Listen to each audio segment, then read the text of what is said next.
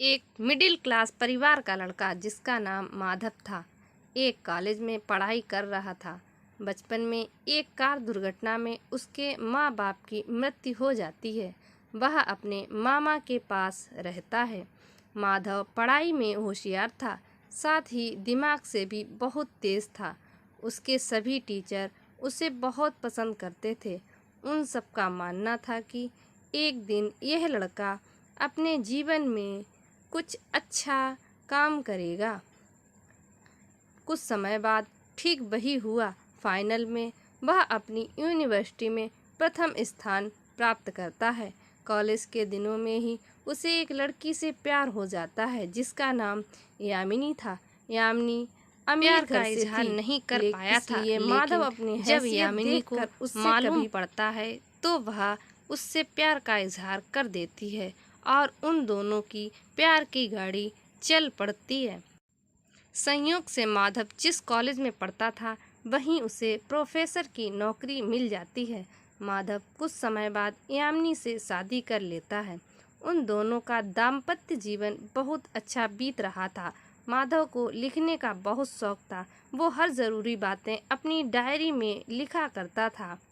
एक बार दोनों घूमने जाते हैं। उस दौरान उनकी गाड़ी का एक्सीडेंट हो जाता है। दोनों बाल बाल बच जाते हैं, लेकिन ये दुर्घटना अपने जीवन को पूरी तरह से बदल देती है। एक्सीडेंट के बाद यामिनी को पता चलता है कि उसके पति कभी बाप नहीं बन सकता। यह सुनकर यामिनी अंदर ही अंदर टूट जाती है, क्योंकि वह अपने पति से बहुत प्यार करती है, तो वह इस बारे में अपने पति को ज़्यादा महसूस नहीं होने देती है। लेकिन यह ज़माना तरह तरह की बातें करने लगा। माधव का पीठ पीछे मजाक उड़ाया जाता था, लेकिन वो इन चीज़ों को ज़्यादा ध्यान नहीं देता था। समाज की बातों पर बिना ध्यान दिए फिर से दोनों लोग पहले जैसा दाम्पत्य जीवन व्यतीत करने लगे।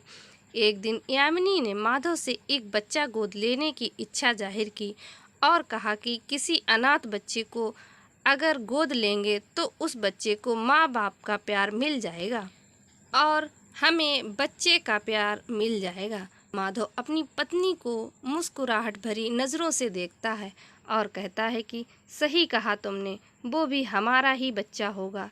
दोनों एक बच्चा गोद ले लेते हैं, लेकिन अपने खुद के बच्चे का पिता ना बन पाने का ताना यह ज़माना अब भी माधव को देता रहता था। समय बीतता गया और अब वह गोद लिया बच्चा बड़ा हो जाता है। एक दिन माधव की दिल का दौरा पड़ने से मृत्यु हो जाती है। कुछ समय बीत जाने के पश्चात एक दिन अपने पति की सारी चीज़ों को यामिनी एक जगह संजोने लगती है। तभी उसकी नज़र अपने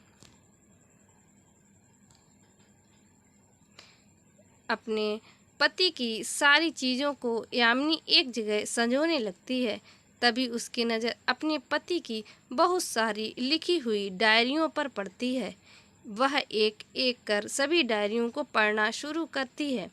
वो इस खबर से अनजान है कि आगे उसके जीवन में बहुत बड़ा भूचाल आने वाला है। एक डायरी के अंदर एक लिफाफा होता है। उस लिफाफे को जैसे खोलती है और पढ़ती है तो मानो उसके पैर से ज़मीन खिसक जाती है। आँखों से आंसुओं का जलधारा बहने लगती है। वह अपने ऊपर एक बहुत बड़ा पछतावा महसूस करने लगती है।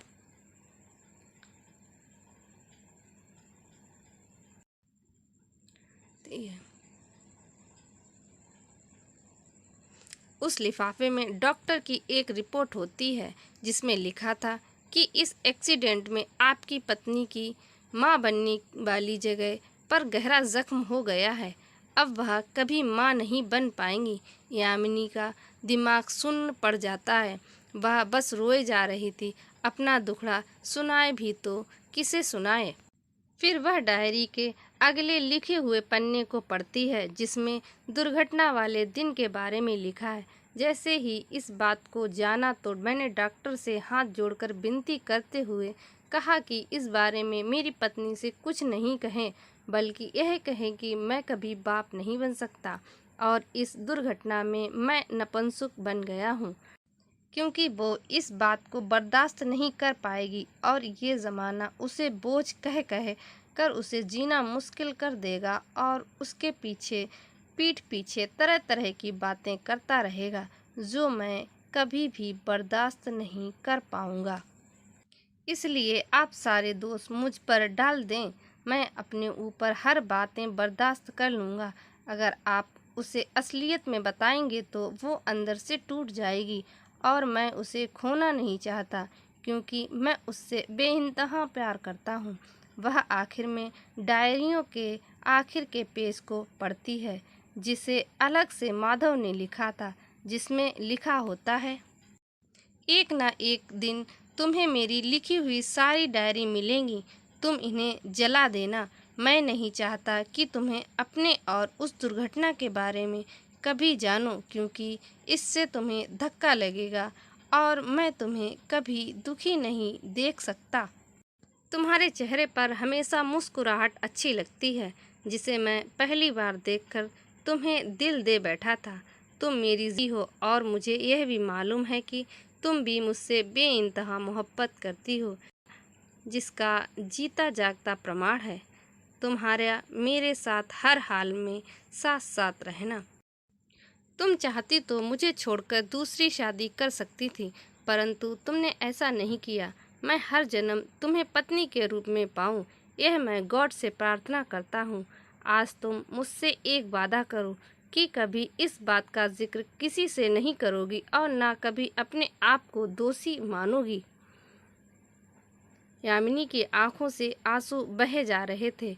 वह सोच रही थी, मेरे लिए इतना बड़ा बलिदान, मैं बहुत भाग्यशाली हूँ कि मुझे माधव के रूप में सच्चा प्यार मिला, लेकिन मैं उतनी ही दुखी भी हूँ क्योंकि अब वह प्यार में मेरे पास नहीं है। इस कहानी से सीख मिलती है कि जीवन में परिस्थिति कैसी भी हो, अपने जीवन साथी का साथ कभी नहीं छोड़ना चाहिए।